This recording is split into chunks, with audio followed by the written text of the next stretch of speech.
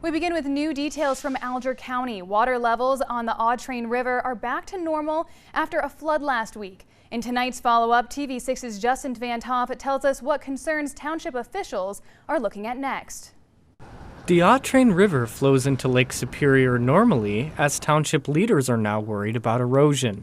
The river is at its typical 3-foot level again after crews removed an ice blockage last week. We are now experiencing erosion of our banks over to my right. The dunes are falling into the river mouth.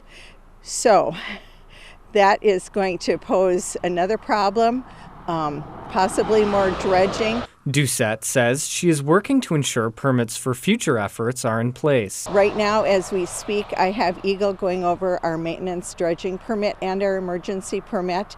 So then after that, it will go to MDOT. So I will be having more conversations there. Meanwhile, State Representative Jen Hill visited the area yesterday to survey the flooded areas and speak with township leaders. Hill says she will assist in any way possible. What I need to do is get up to speed on the agencies involved. There are both federal and state agencies involved because it's a Great Lake. And so I plan to be meeting with the appropriate agencies and learning more about the situation. Hill says it is important that this issue makes its way to the state capitol. Every community matters, and I'm absolutely, I'm bringing our small town voices to here to Lansing. Doucette says she will set an emergency township board meeting next week to bring all stakeholders together and create a long-term plan.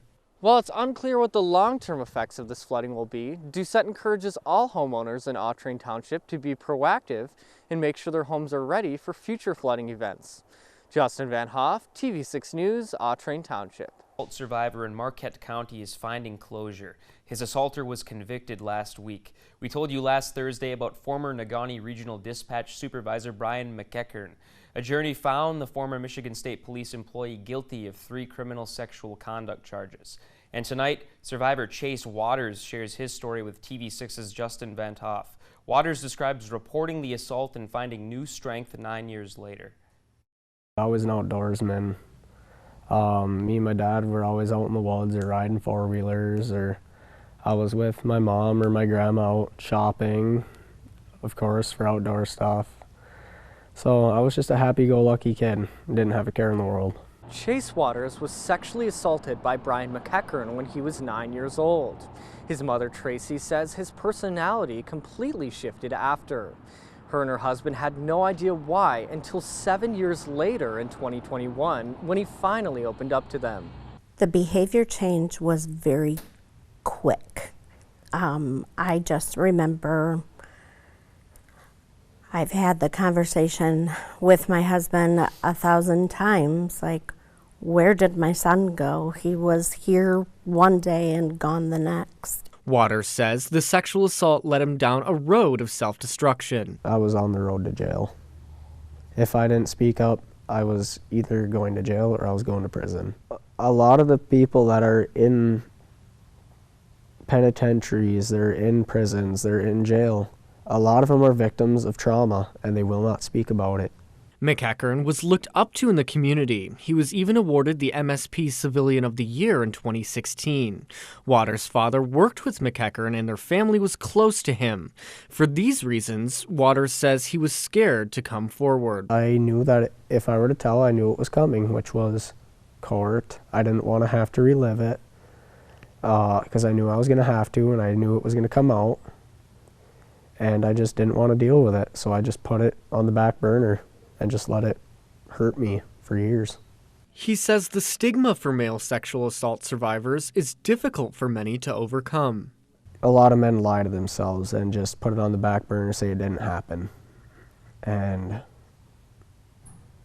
we take in that pain and we just push it down. And we don't talk about our problems because we feel like nobody listens. And nobody's going to care and nobody's going to believe us. Waters' mother encourages parents to talk to their kids about sexual assault. If it's not brought to the surface and not dealt with it, it can be so damaging. So get help, talk to your kids, you know, have that conversation, open that conversation up, talk with friends. Now that McEachern is convicted, Waters says he is finally able to find closure. He encourages anyone who is a survivor of sexual assault to not let it define you. No matter what's happened to you when you're younger, whatever's happened to you, don't let it define who you are.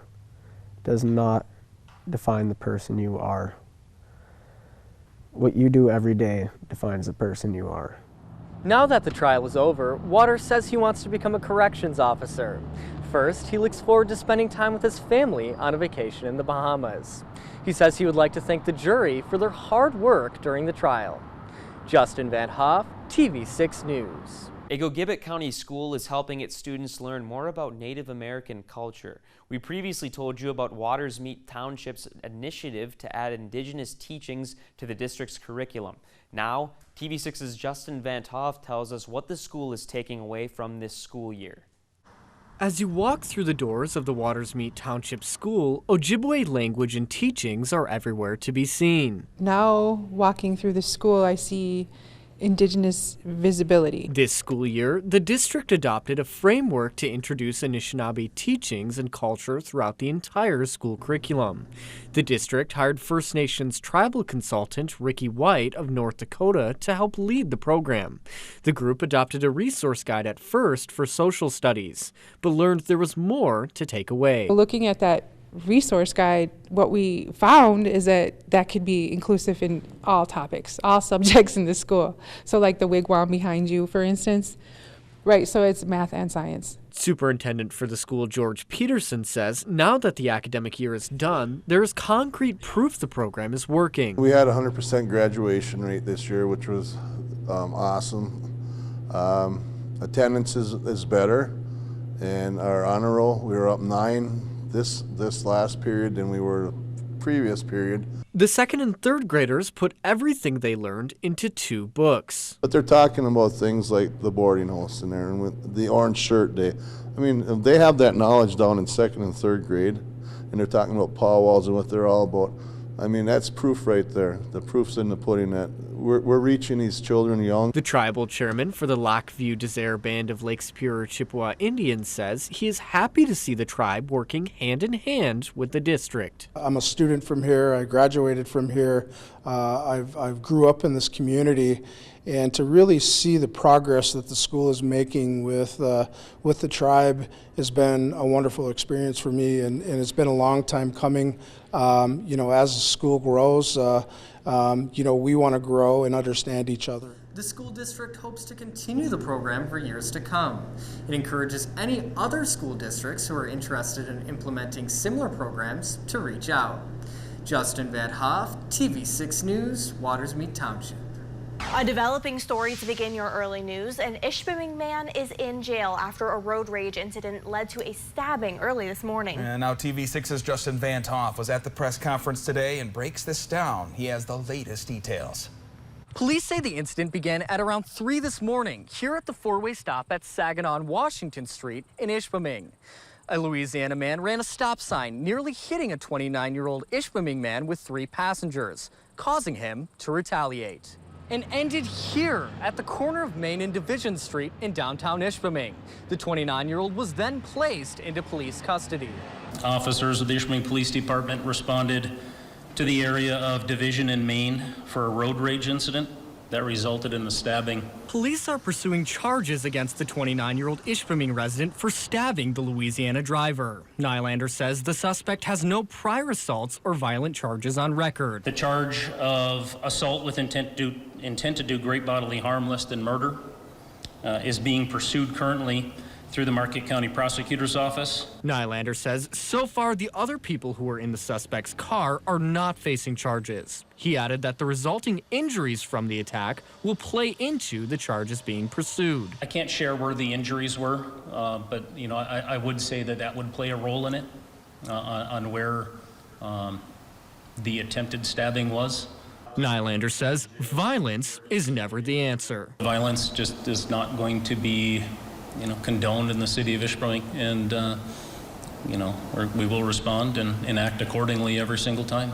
The suspect is being held at the Marquette County Jail. His name is being withheld pending his arraignment.